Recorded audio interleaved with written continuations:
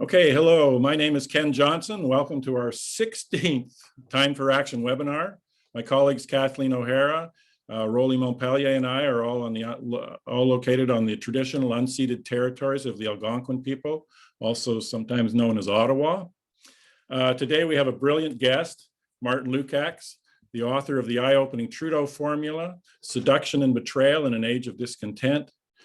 I read this book shortly after it came out, and I was so impressed. I had been lobbying with Citizens Climate Lobby, a number of Liberal MPs in particular, 2016 through 2018, 2019, and was always amazed at the disconnect between what I heard in Liberal members' offices and what the Liberal Party actually did. So one day, as you know, they call a climate emergency, and the next day they approve a pipeline. So Martin has done an extraordinary job of putting all that together and providing a frame that really I found incredibly useful for understanding what's going on with the federal Liberal Party. And I think I got Kathleen and Rolly to read the book, and they're now strong fans as well. So Martin's an investigative journalist who has covered Canadian politics for more than a decade. He's been an environmental writer for The Guardian and was a co-author of the LEAP Manifesto. He is now a contributing editor for the new Canadian news service, The Breach. He'll be telling us more about this later on. As usual, Kathleen will interview Martin for about half an hour, then I'll ask some follow-up questions, and then we'll go to Rolly. We'll go to the posts that people have posted in the Q&A. Over to you, Kathleen. Looking forward to the session. Mute. Oh my. Thanks, Ken. Welcome to all the viewers and welcome, Martin. Martin, you start out, your book is mainly, of course, about Justin Trudeau, but you deal with the history behind it with Jean Chrétien and Paul Martin, more or less to say that the fix was in much earlier. Could you just give us some of that background briefly so that people realize what kind of context Justin is in? Sure. Well, first off, thanks so much for having me and for organizing this event. I think the thing to understand about the Liberal Party is that they have within their DNA essentially this core function, which is to be a much more palatable governing face of the corporate class. And that dates back to their founding, I would argue. The way I describe it is that I think their role in every generation of Canadian politics is to effectively act as a shock absorber for the establishment. They basically cushion the discontent that exists, especially at moments when it peaks, and they channel that discontent in a way that doesn't fundamentally threaten the economic and political arrangements in this country. So, you know, in many ways, we saw this performed in a very successful way by Justin Trudeau in 2015, but it's something that before him, Paul Martin did, and Jean Chrétien did, Pierre Elliott Trudeau did, all the way back to William Lyon Mackenzie King. And I think what distinguishes the Liberals is that they are, unlike, for instance, the Conservative Party or, you know, certainly under Stephen Harper. Stephen Harper, I think, made his loyalties to, you know, certain sections of the elite brazenly obvious. And he also provoked a huge amount of resistance. But I think what the Liberals are really good at doing is much more savvily than the Conservatives. They pass off the corporate elite's preferences as actually the progressive political option. And, you know, what Trudeau has done in kind of striking a much more quiet compact with the oil and media barons, with the arms manufacturers, with the banks, with pharmaceutical corporations, with Silicon Valley billionaires and Bay Street financiers, that in many ways is just fulfilling a template that liberal Liberal Party officials and Liberal Party leaders have turned to again and again. Well, let's give an example. For example, you basically start the book with a speech that Trudeau gave just before the federal election. This was in May 2015, and he was speaking to the Canadian Club, so the elite. Can you tell us what his message to them was? I mean, it was in your book. When somebody reads it, and it was just before the election and sunny ways and everything, it's pretty hard to read that what that speech was all about. Right. So to set the scene, this is in May, as you say, not long after the Liberals announced one of their marquee policies, which was to tax the 1%. And they got all kinds of positive press for it. And it just kind of underlined the excitement that a lot of progressive Canadians had about Justin Trudeau, that he was, out to support the common man and woman. And he gave this speech to the Canadian Club of Toronto, which is kind of like the ritziest lecture series in Canada. It's usually kind of the Bay Street elite who attend downtown Toronto. And what was striking to me is that this speech was ignored by the media. It was never published. But to my mind, it offered a very lucid demonstration of what Trudeau was actually about. So in his speech, he basically came to deliver a warning to Bay Street. He kind of went through the markers of inequality and economic struggle that many Canadians are going through. And he basically put it to his elite audience that, look, we have our work cut out for us.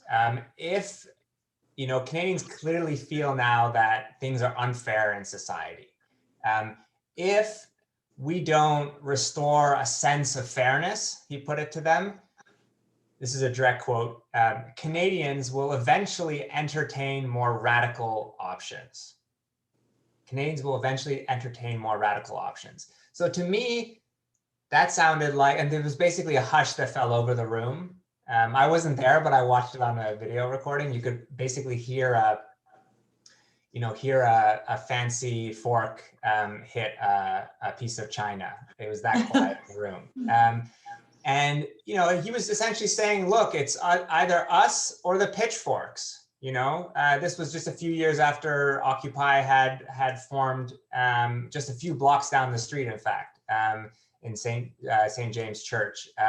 There was clearly a sense of animus and anger about inequality geared and oriented towards the elite. And his pitch basically to the Canadian elite was that in Justin Trudeau, you have someone who is a far savvier politician than Harper. He's someone who's attuned to the inequalities and injustices in our society.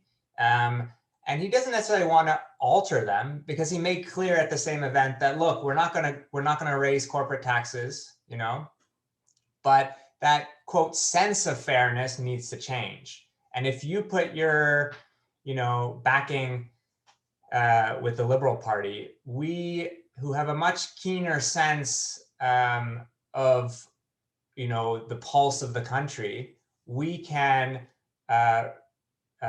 reinforce and kind of refurnish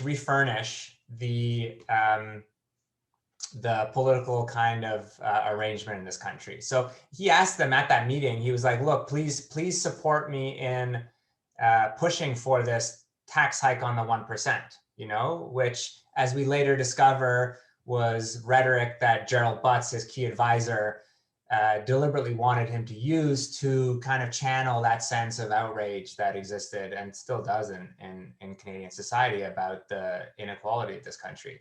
So to me, it was, it reminded me of a great line from a famous book about 19th century Italy. It's called The Leopard. by Lampedusa. And basically he has this prince in 1860s in Italy at a moment of similar kind of, upheaval in society. He has them tell his fellow elite that, look, if we hold on, what's the quote? It's if we want things to remain the same, things will have to change. If we want things to remain the same, things will have to change. And it's that simulation of change that I think Trudeau was telling the elite that he could provide. A kind of epiphenomena, a glossy, sheen of change without any alteration to the fundamental arrangement of this country. Well, you use the phrase changeless change, which is one of your many brilliant phrases that you have in the book, like the politics of hype. And I found what you said about Gerald Butts quite revealing. He was the head of the World Wildlife Fund.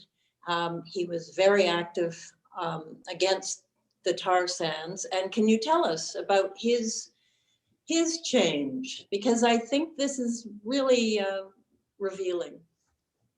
Right, so Gerald Butts, who became principal advisor to Trudeau from about 2015 until the SNC-Lavalin affair kind of blew up his reputation and his job.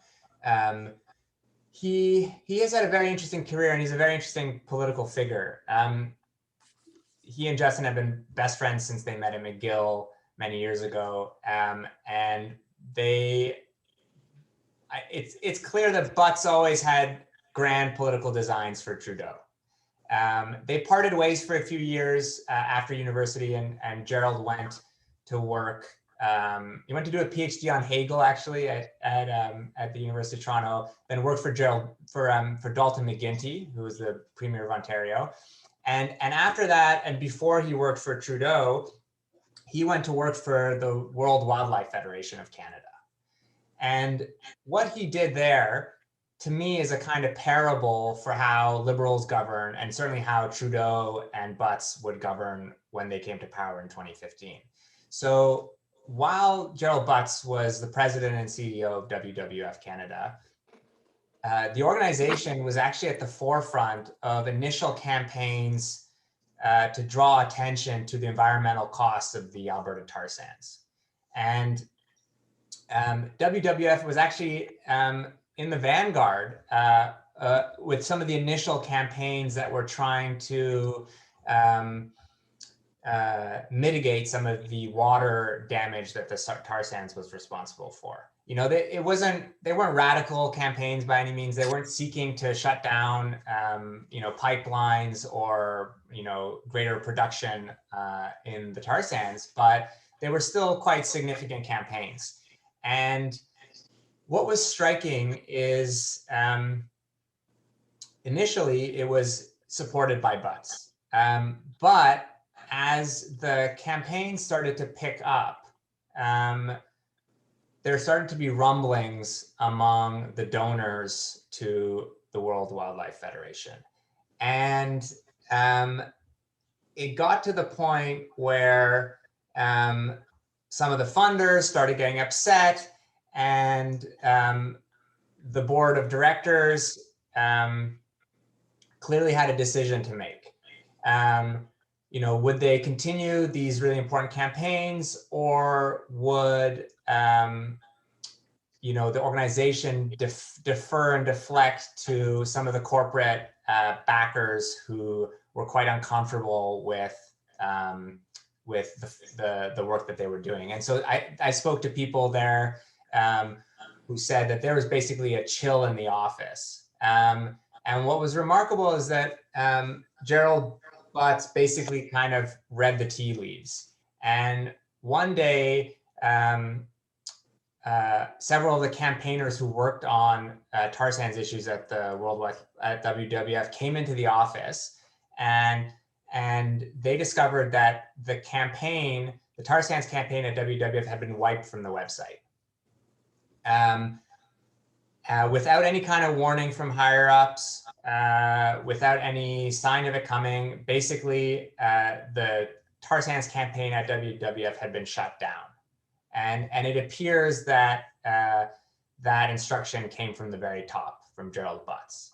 And so, Gerald Butts had gone from, at the outset of the WWF campaign, signing on to op-eds in the Toronto Star, which you can still read, where he calls, the Alberta tar sands a kind of like scar on the face of Canada's environmental reputation, to a few years down the line, when push came to shove, and when kind of corporate priorities were made very clear to him, willing to shut down a really vital campaign that an environmental organization was running, basically to appease the corporate class. And that, to my mind, is a harbinger of how the Liberals have ruled when it comes to the tar sands since 2015.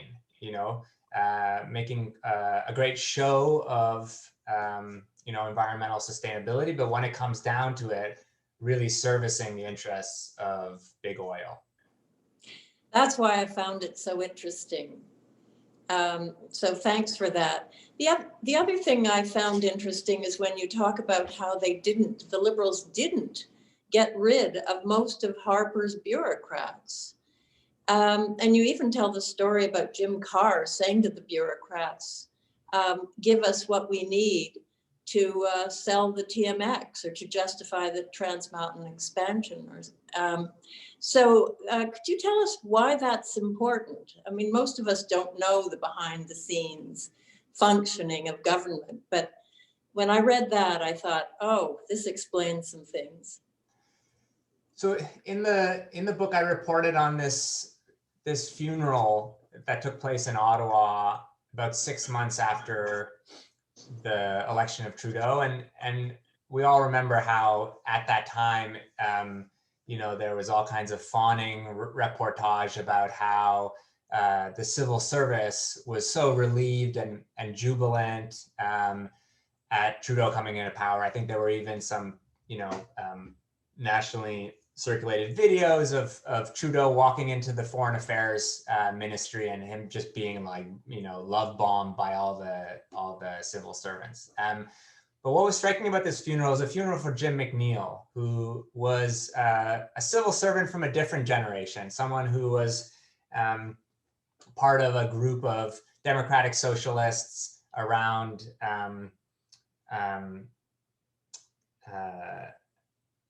how is his name slipping my mind? The founder of Tommy Douglas.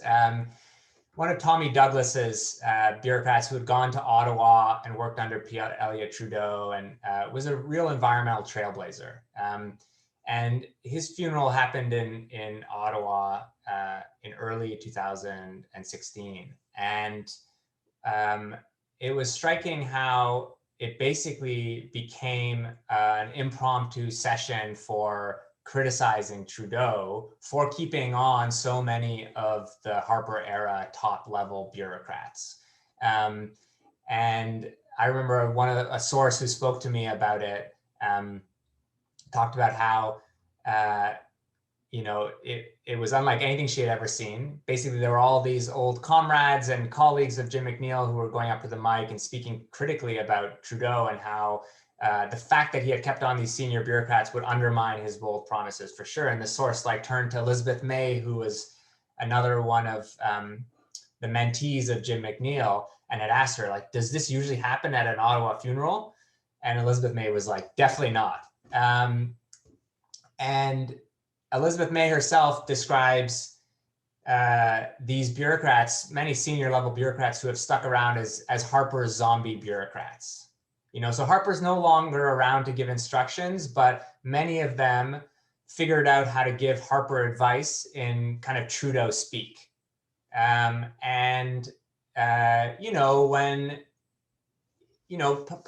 politicians, as we know, are incredibly busy, and I mean, it's their top level civil servants often who are putting the policies that need to be deliberated in front of their desks. And so in many regards, I mean, this doesn't explain everything, but a lot of the continuities that we've seen between Harper and Trudeau can to some degree be explained by this. So things like, the fact that Trudeau has kept Harper's climate targets, or at least until recently.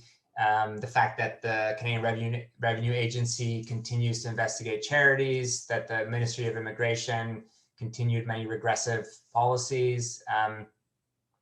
Even the fact, for instance, that in 2017, National Union did another poll and found that, in fact, more than half of federal servants are still afraid to speak freely, even under Trudeau.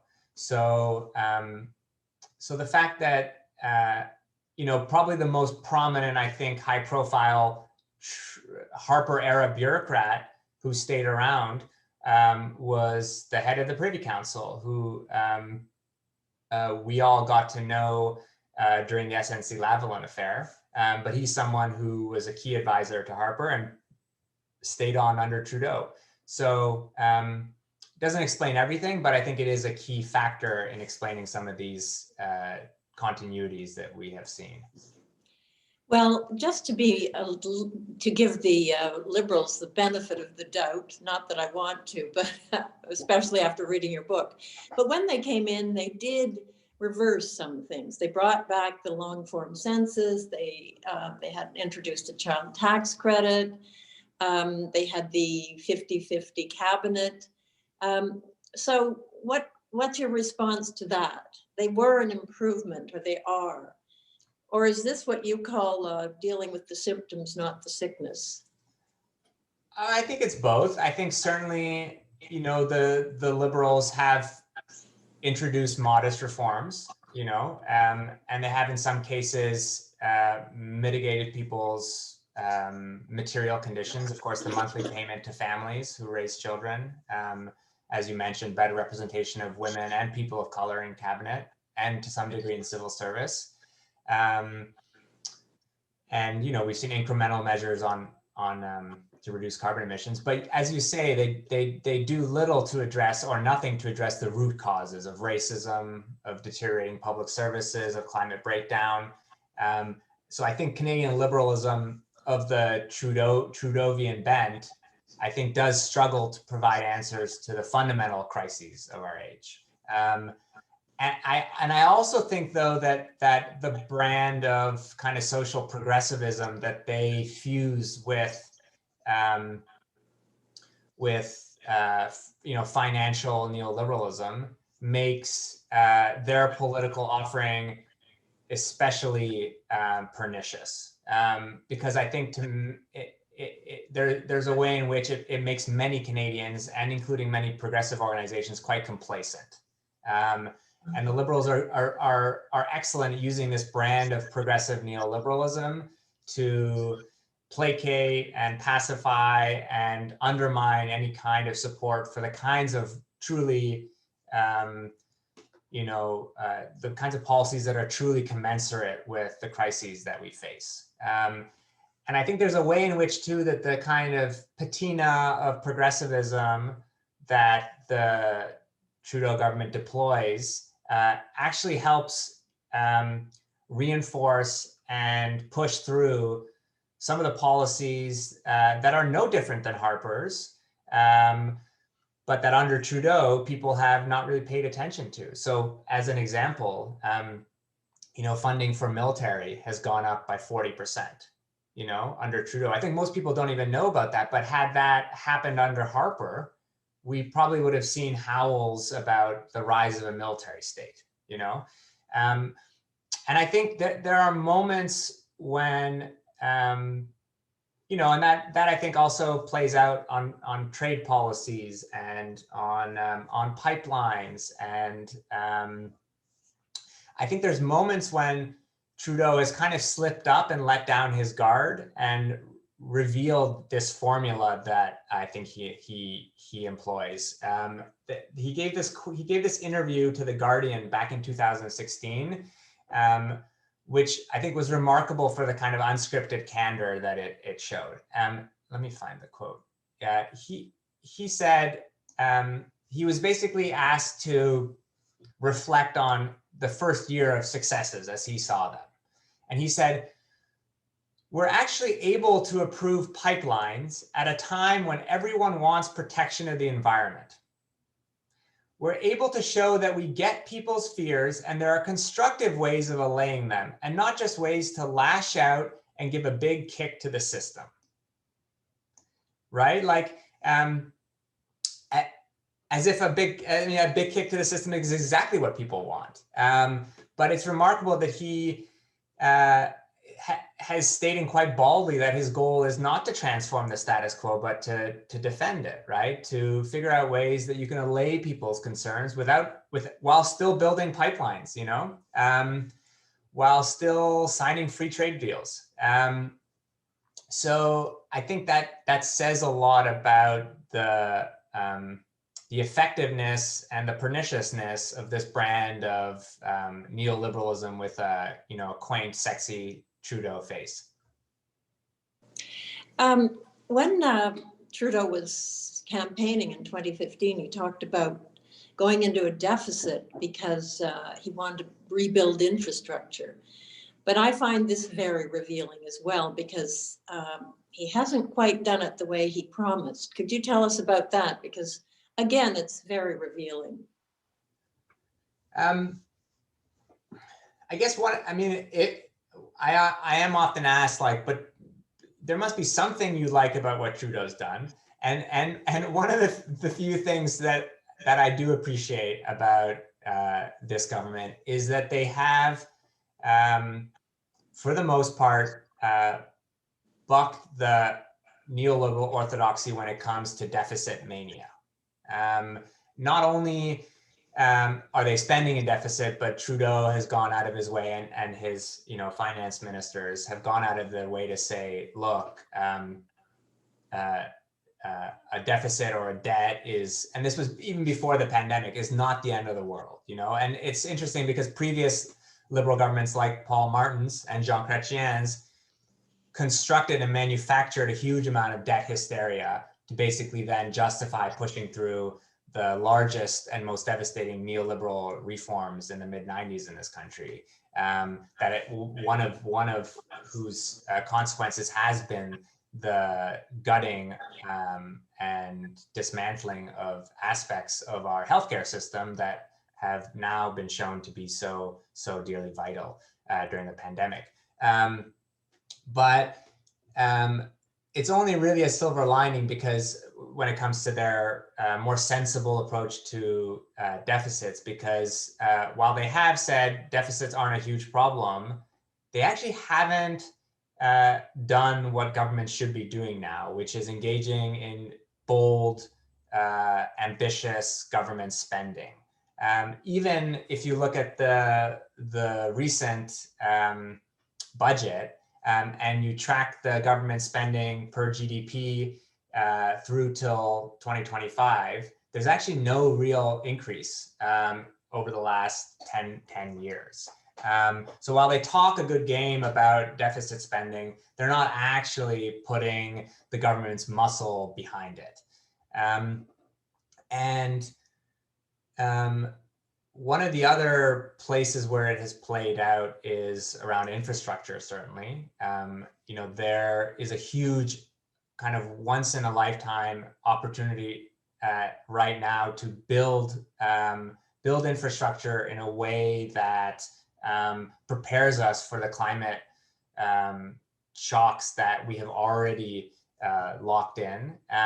For addressing a huge amount of inequalities, racial and economic, in this country, and to build out the kind of clean, renewable energy that we need to power the next economy. But what's interesting is that the infrastructure bank, which was kind of one of their marquee policies, has actually also been kind of absorbed by the neoliberal logic of the era. And they are basically taking their directions from BlackRock, who are the kind of biggest asset managers in the world, the titans of Wall Street, who, when it came time to actually develop a blueprint for what Trudeau would do in terms of infrastructure spending, they basically were writing the script. They had Trudeau had his government officials in secret meetings with BlackRock where they were basically writing their talking points, preparing their, pitch script for the financial asset managers around the world who have been investing in a big way so far in transit projects in Canada, which the Trudeau government has essentially opened up to stealth privatization. So, and we know too from access to information research that BlackRock has encouraged Trudeau to consider privatization, not just around transit, but when it comes to Canada Post, when it comes to water systems, waste management in this country, highways as well. So many of the kind of core elements of our public sector and public infrastructure are, have been mooted for potential privatization under this kind of infrastructure scheme of the Trudeau government. So it's still very much in play, and it's important to be vigilant about like how they, what kind of moves they make on this front. But for instance, they appointed one of the key architects of this privatization scheme as one of the head officials overseeing the rollout of pandemic spending in the recovery period. So I find it quite precious that when often Liberal ministers like Catherine McKenna make a big deal about how they're reading books about the New Deal, and what its relevance would be to Canada. But the New Deal, to be clear, was a massive public-led undertaking to transform the economy. And it's clear that the Liberals only really like to pay lip service to that, and they're making all kinds of deals that will, I think, give priority to the private sector and to large corporations for setting the agenda for how that post-pandemic recovery period will look like. And the other thing we have to know is that when they borrow from BlackRock, the interest rates are much higher than when they borrow from the Bank of Canada. Before I turn it over to Ken, I just want to ask you, getting their notes, Trudeau and the Liberals getting their notes from BlackRock seems very similar to what you point out in terms of the pan-Canadian framework and the last December's climate plan. Both were more or less dictated by the Business Council of Canada. Is that true? Yeah, I do. I write a lot about the Business Council of Canada in my book because I think that they're woefully under-scrutinized player in Canadian politics. They are basically a parallel government that exists in Canada. They are a regrouping of the 150 biggest corporations in this country.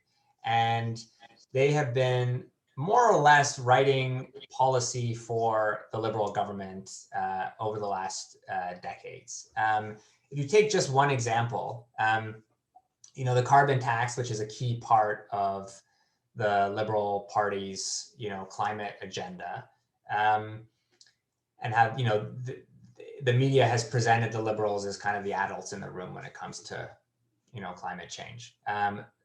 The carbon tax was essentially a key pillar in the Business Council of Canada's climate agenda.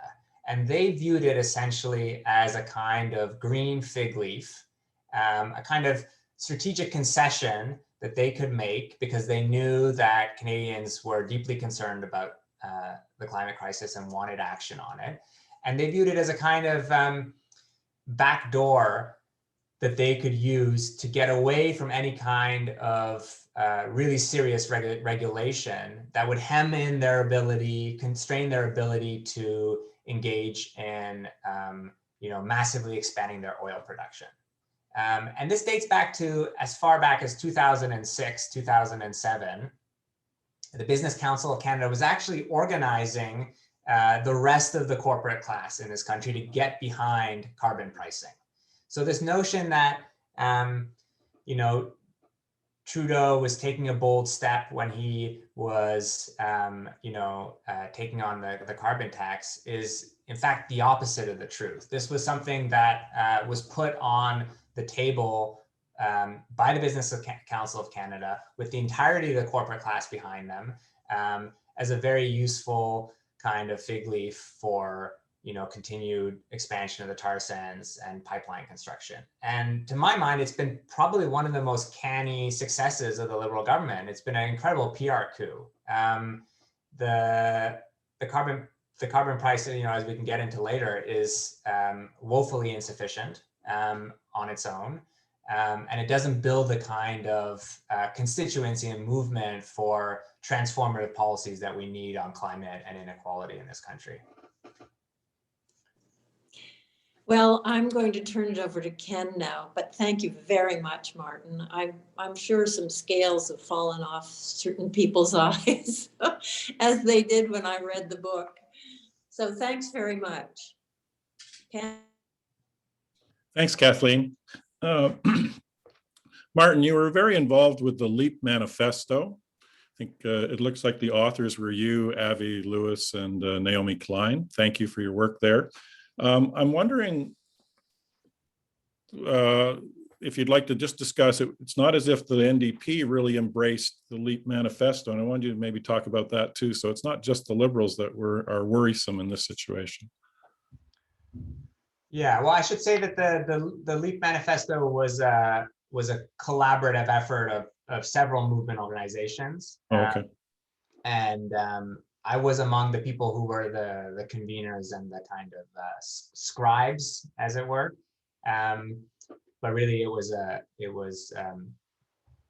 the creation of a very diverse coalition of organizations and actors. Yeah, I mean,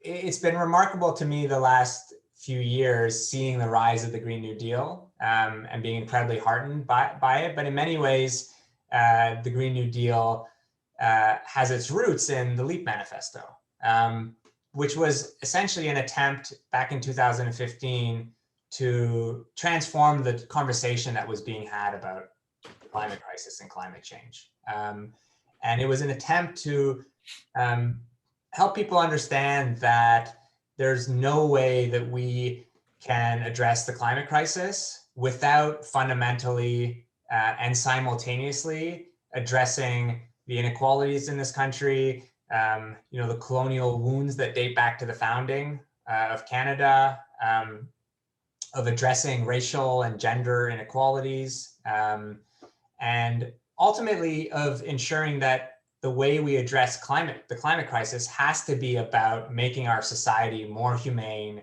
more equal, more abundant, raising people's standard of living. And in many ways, the Green New Deal is a kind of LEAP manifesto 2.0. And it's been incredible to see the kind of momentum it's gained in the US and globally, and how it's kind of had a homecoming to Canada as well. It's true that when it first made its appearance, all the political parties across the political class were opposed to it. That said, when it was debated at the convention of the NDP in 2016, the membership itself overwhelmingly endorsed it. And I think it speaks to the timidity of and the lack of courage among the establishment of the NDP currently, that they didn't see it as a recipe for electoral success. Never mind like actually putting forward policies that would fundamentally address the climate crisis and offer us a way out of looming catastrophe. So. But I do think that that it's clear that Canadians are overwhelmingly in support of it. We've seen the polling that shows between 75 and 80% of Canadians want to see a Green New Deal. So I think that voters among Green Party, the Liberals, and the NDP see that it is the most exciting kind of political, holistic framework we've had for collective action, probably in my lifetime. But I think that there's a lot of work to be done to push or transform the leadership of these political parties, certainly of the NDP and of the Greens, to get them to the point where they would see and understand and be forced to take on something like the Green New Deal with real courage. Thank you. I'm encouraged by that. At the same time, though, we had two guests, Terry Moore and David Robertson, just a couple of weeks ago, who did an incredible analysis of the new Liberal plans for climate, with the small nuclear, the carbon capture, the using blue hydrogen, all that stuff. And they pointed out that about 75% of Canadians have some approval rating for what the Liberals are doing with their climate plan. I'm just wondering if you could contrast that with 75% of Canadians also wanting a Green New Deal, because it seems like they're a little incompatible. Right. Yeah. I mean, this is a problem. There's another poll that I often cite that showed that 60% of Canadians were open to socialism, but then the same 60% are also open to capitalism. So it might just be like Canadian politeness when it comes to polling. But I think it also shows that there's a great deal of flux in terms of ideological attachment and affiliation. And I think at their core, Canadians are overwhelmingly social democratic. They want to see governments actually act in the interests of people. They want to see greater taxation of the wealthy. They want to see, revitalize public services. I think the reason that there still is so much support for the Liberal Party's climate plan is I think that they just get a free ride in the mainstream media. I think this is a big part of it. I've noticed in Canadian media coverage that regardless of what Trudeau does, no matter how many pipelines he buys, no matter how many promises he breaks on Indigenous rights, no matter how long he kept up Harper's own climate targets, no matter the fact that, subsidies under this government, public subsidies and handouts to the oil industry have actually gone up, compared to what Harper was giving, no matter the fact that they meet just as often with big oil in lobbying situations as the Harper government did, the media insists on presenting Trudeau's climate agenda as a serious thing. So I call it at the most what the media will do is they'll say, Trudeau really wants to take bold action, or he's trying to take bold action, or I call it it's a kind of the narrative of the thwarted hero. So even if Trudeau is not actually taking serious climate action, the media will still present it as his intentions having been right? So there's basically an inexhaustible supply of excuses that the corporate media and the state media, the CBC certainly, are willing to dip into to basically burnish Trudeau's image. And I think a lot of that has to do certainly with the general subservience of the media in this country. Part of it, I think, has to do with the fact that many in the corporate and kind of public state media, they, for a long time, were very pleased about the kind of reputation laundering and refurbishment that Trudeau had engaged in. And I think they saw that Trudeau had kind of instilled pride in Canada again. And I think they saw themselves in that kind of political project as well. But I think it's deeply damaging. And I think if you saw real scrutiny of the Liberal Party's platform when it comes to climate, I I think the support would drop really quickly. And I think other than that, I think the thing that we would really transform people's opinion of the Liberals' climate agenda is if we had, an opposition party like the NDP actually putting on the table the kind of compelling alternate vision that would help people understand what's actually possible in this country. But what we're still seeing from the NDP are really kind of milquetoast, watered down versions of a Green New Deal.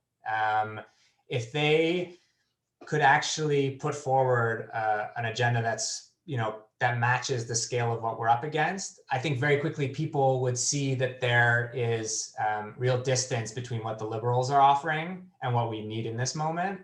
And I think that would, to a large degree, help undermine support for what the Liberals are doing right now.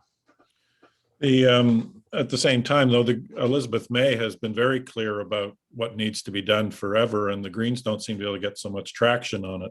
I wanted to ask you about, last week we had Riel Laverne and Katie Perfit on talking about this one-time alliance for Greens and NDP, one-time alliance to get more climate-concerned politicians elected. I was wondering what you thought about that particular initiative, if you know about it. Yeah, I have been following it. I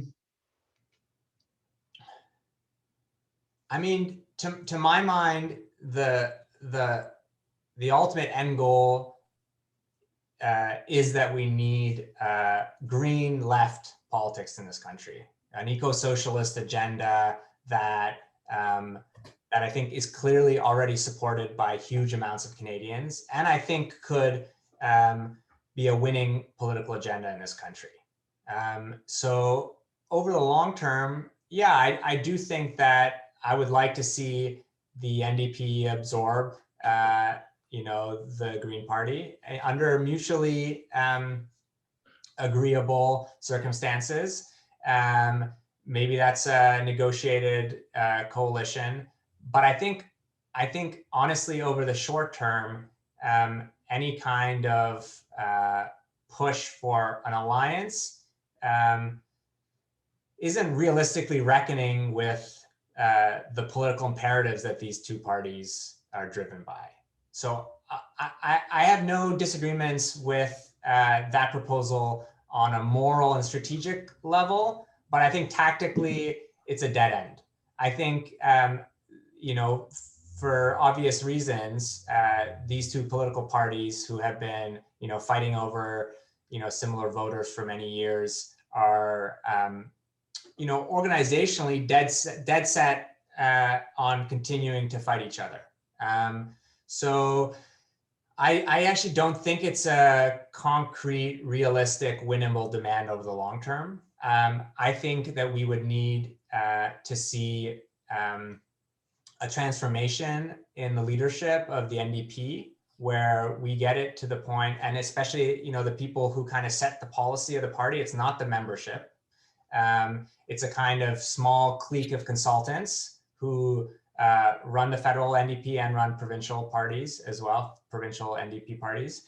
And I think when we get to the point where the NDP can actually advocate for bold climate justice policies, at that point, I think we would start to see talk about some kind of coalition or merger become like a real live question. But I think in the shorter term, I think that, and this is just my own opinion, I think that people's efforts would be best directed towards helping elect really bold, effective, left-wing, eco-socialist parliamentarians, whether that's in the Greens or the NDP. I think they should be running for the NDP, but I do respect that there have been many eco-socialists who have been trying to work within the Green Party.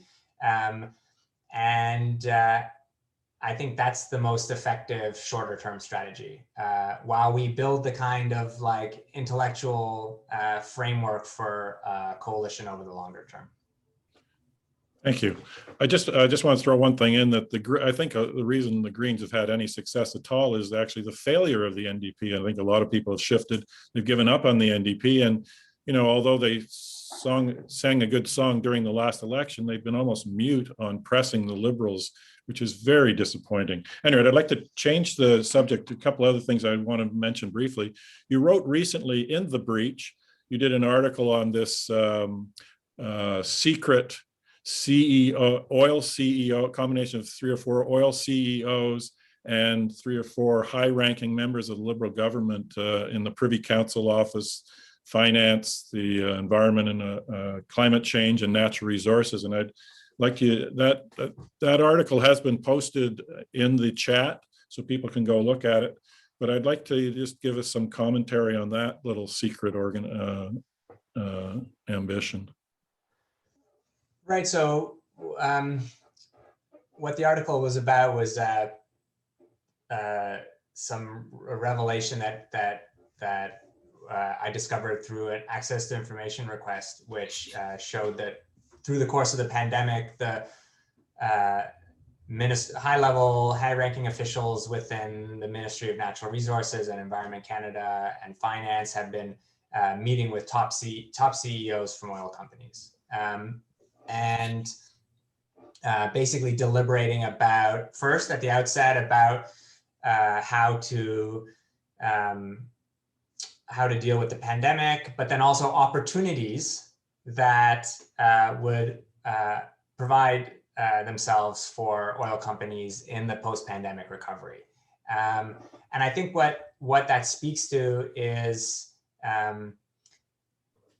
the kind of like deepening merger between oil and big oil and the state that we have seen, that we saw certainly under Harper, but that we have actually in many ways seen deepen under Trudeau.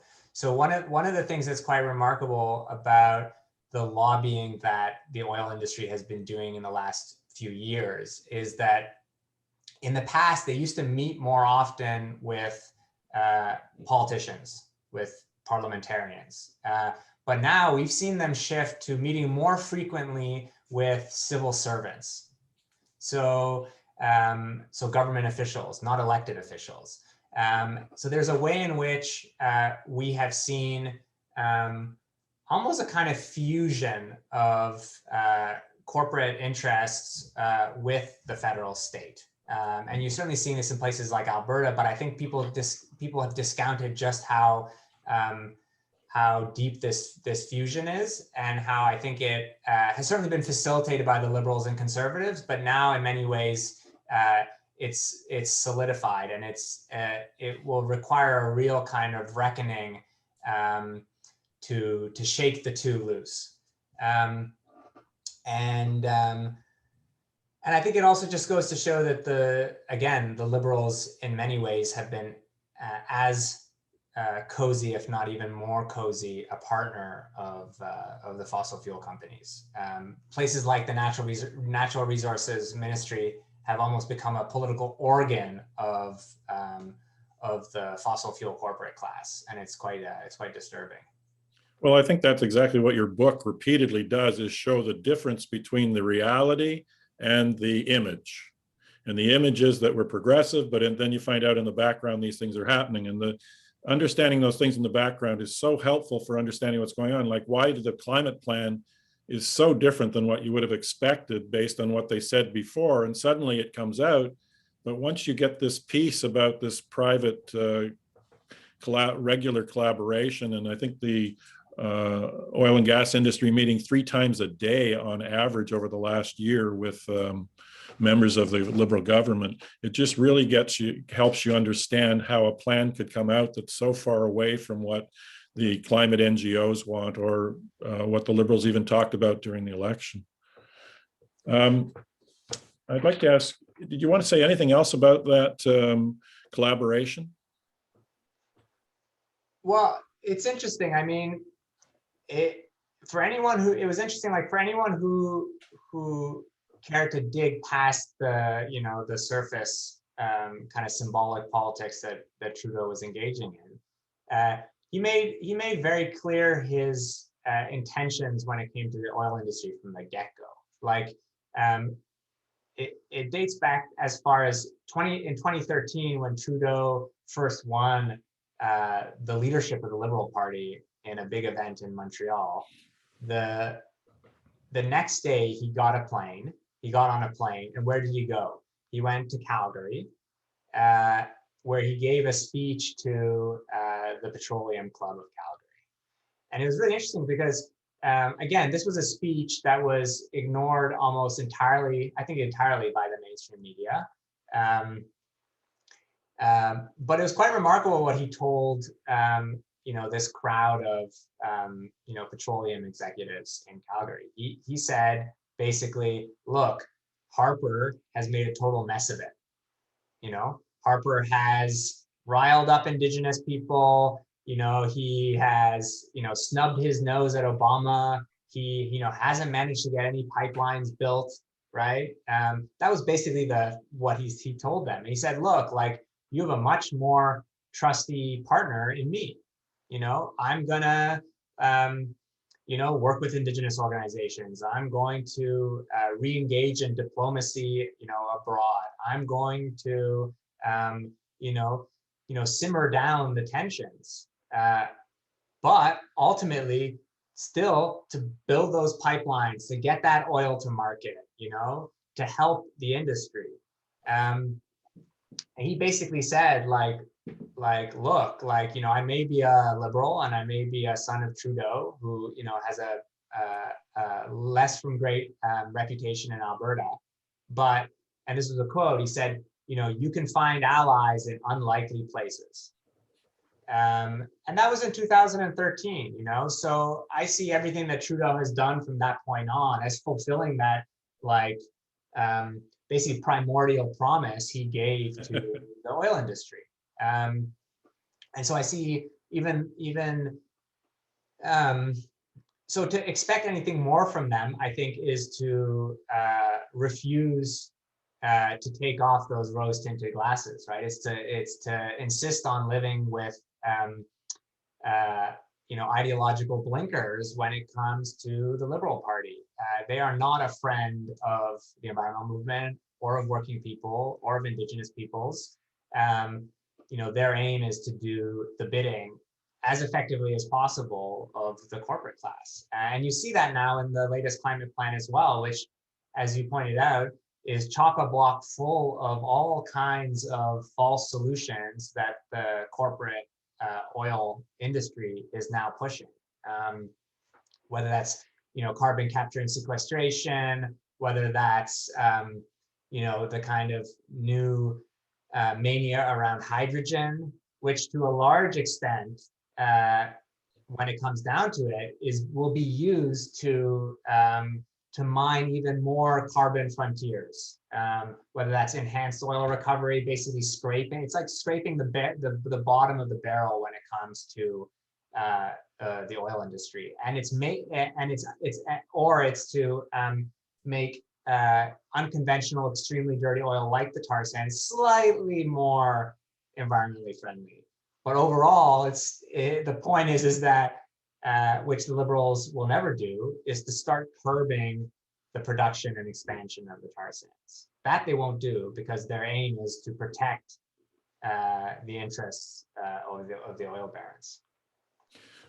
When I saw this article, I thought, geez, I think if the oil and gas industry has these secret meetings, why aren't, if we're worried about climate, why aren't the NGOs of the leading climate NGOs also having meetings every week with with top people in natural resources and the environment and climate change and stuff like that? Well, I mean, here's the other thing, right? The flip side of the coin is that they are having meetings.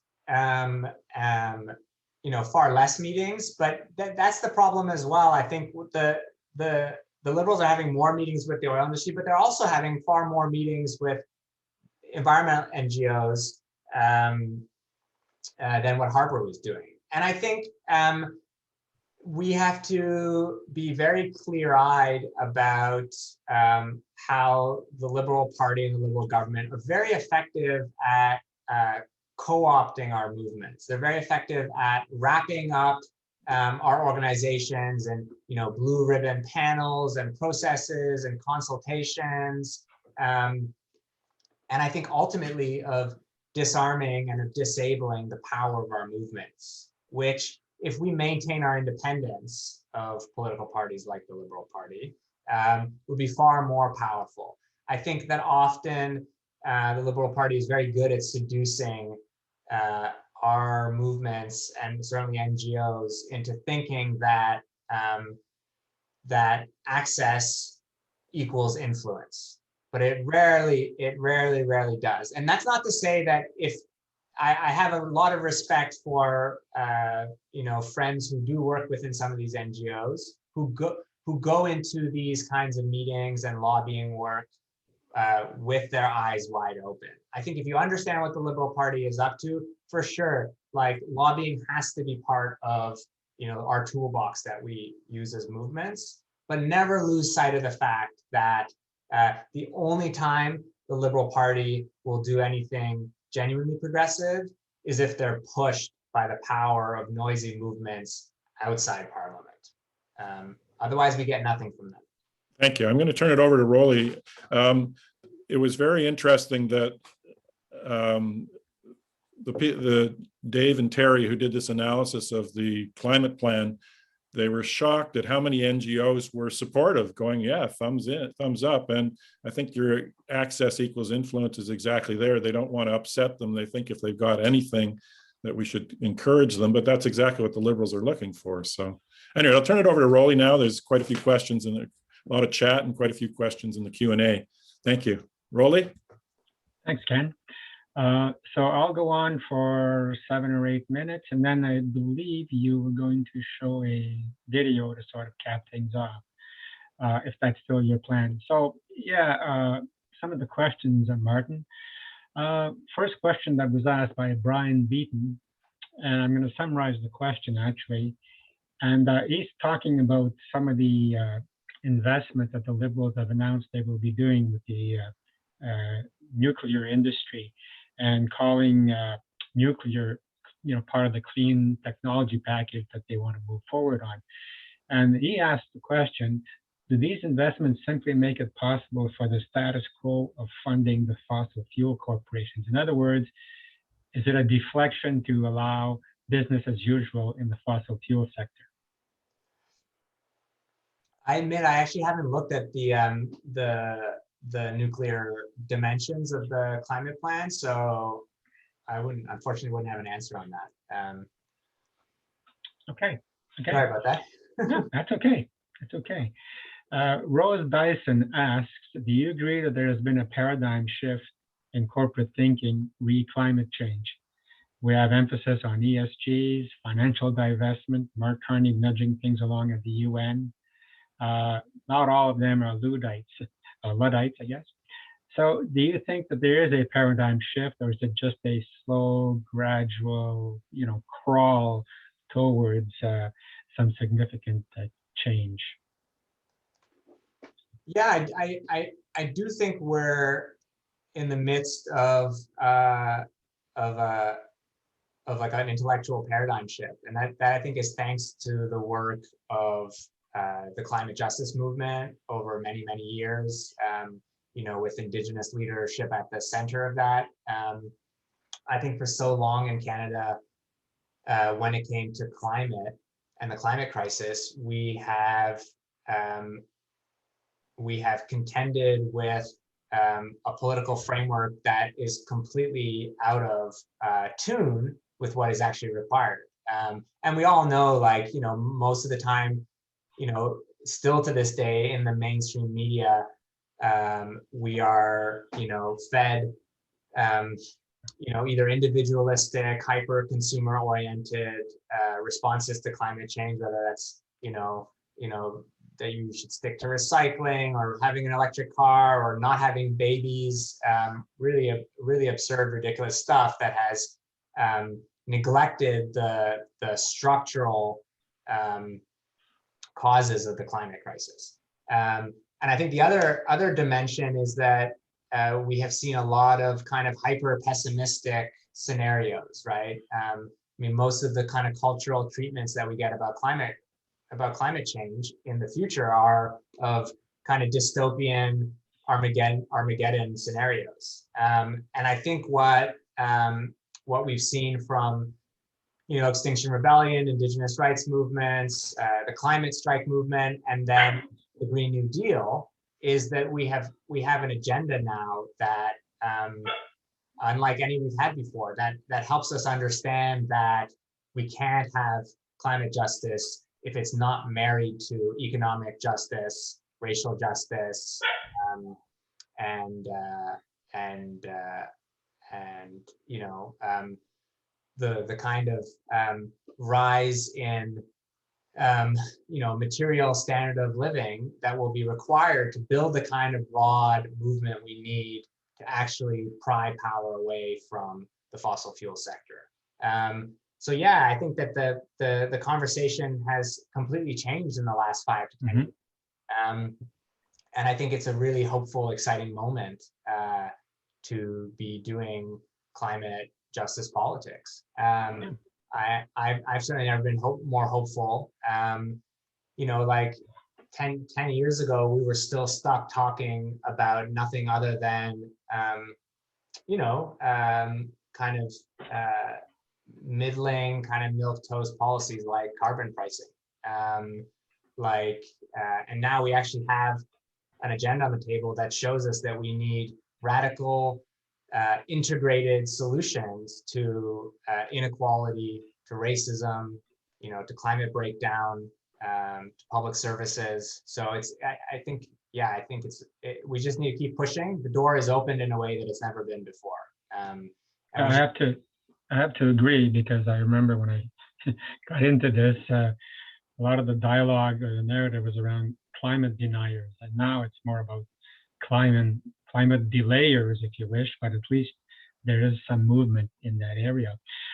One viewer, Stephanie Stringer, asks, why do you feel the media is so sympathetic to Trudeau? Is it just the socks, or is it more than that?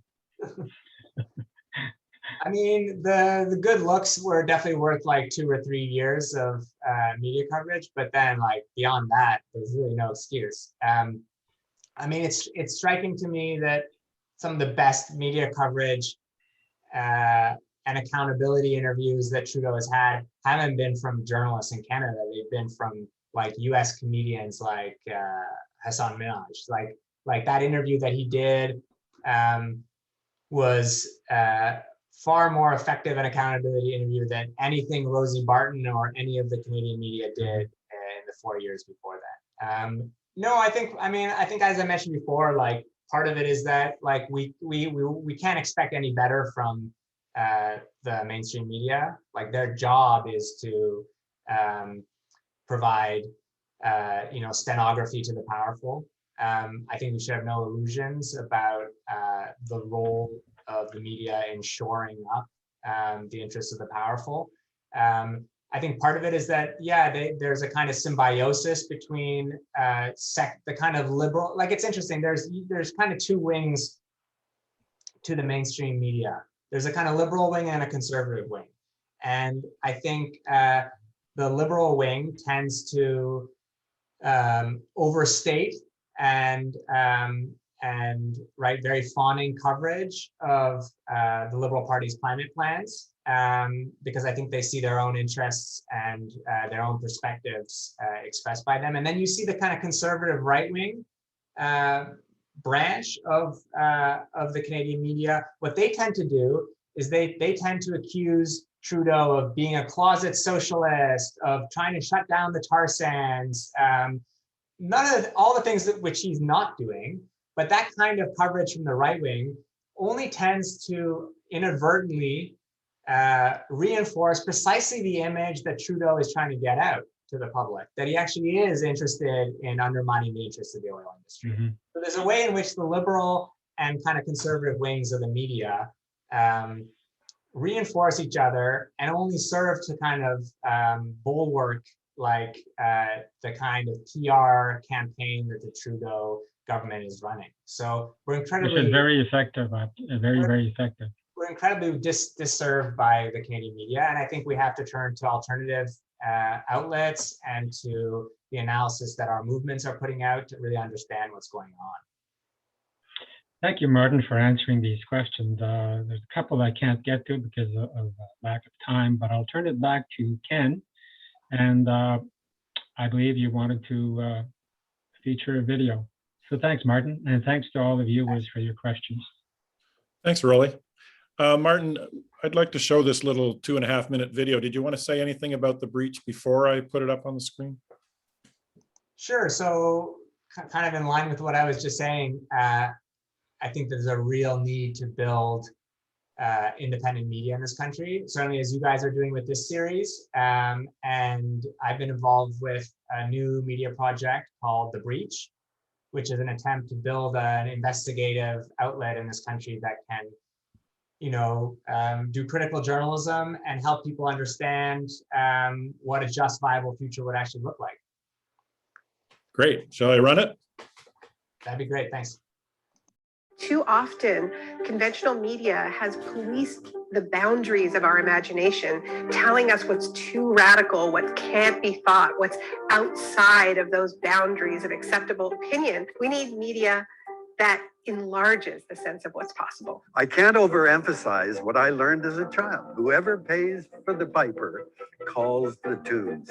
Obscenely wealthy people now are subsidizing or supporting much of the media, and that has an impact. After Biden was inaugurated, the entire Canadian media conversation was about how shutting down the Keystone XL pipeline was a problem for Canadian-US relations, as if the climate crisis just didn't exist. We have media that are still asking, does racism exist in Canada? Instead of delving into the structural role that racism plays in the lives of Black people.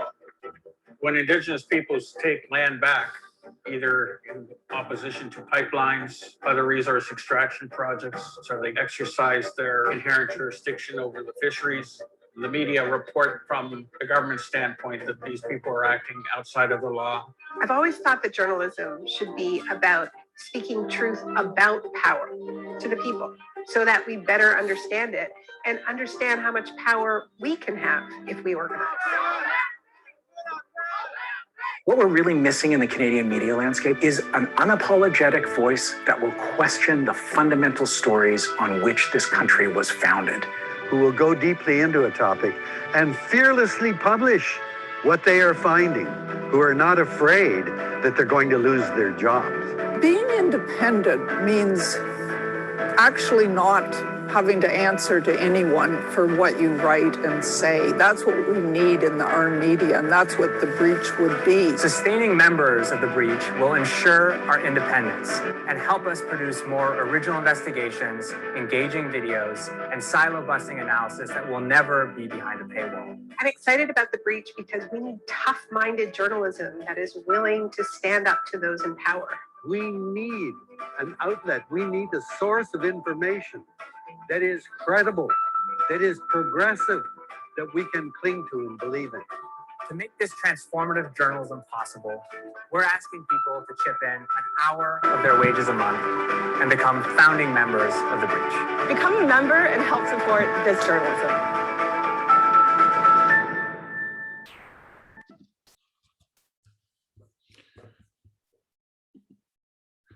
Okay. Martin, you want to say anything else about that? If you can go to the website, breachmedia.ca, and we'll be launching in about 2 weeks. So you can look forward to more hard-hitting journalism, hopefully soon. Great, thank you. Okay, Kathleen, over to you. We'll talk about next week's webinar for a moment. Okay, Ken. No, wrong poster. Next week's, please. Okay. Once you get to the 16th webinar, there's quite a few posters around. Next week, we're going to be talking about nuclear energy, as one of the questioners asked. It is very relevant. Our two guests will be Gordon Edwards of the Canadian Coalition for Nuclear Responsibility and Angela Bishkoff of the Ontario Clean Air Alliance. We'll talk about how the federal government and 4 provinces have already signed on to help push small modular reactors. Those are nuclear reactors, but smaller. They aren't functional yet. In fact, our taxpayers' dollars will be going to help develop them. This is money that could go toward installing cheaper, reliable renewables across the country. I don't know about you, but I was hoping that nuclear had had its day because of high-profile accidents, radioactive waste issues, and more. I didn't expect to see it revived, especially using the climate crisis as an excuse. So join us next week to learn more so we can stop this latest potentially destructive nuclear bomb. And by the way, we were talking about lobbying. We will have 2 people talking about lobbying the last Wednesday in May, so 2 weeks from now. That will also be our last webinar for this season. So we have 2 really good people who can expose just how much lobbying is being done and build on what Martin has already talked about. Thanks. Just want to put those up, what we have left here. Okay, thanks for everyone. We had a lot of people stay for a long time today.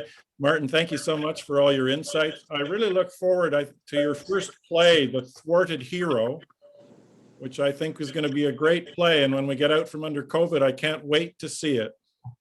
Thank you. I'll see what I can do. Okay. Thanks so much for having me. It's been a pleasure. Thanks, Martin. Thanks, guys. Thank you, viewers. Take care. Okay, bye for now, everyone. Thanks everyone for being here. We look forward to seeing you next week.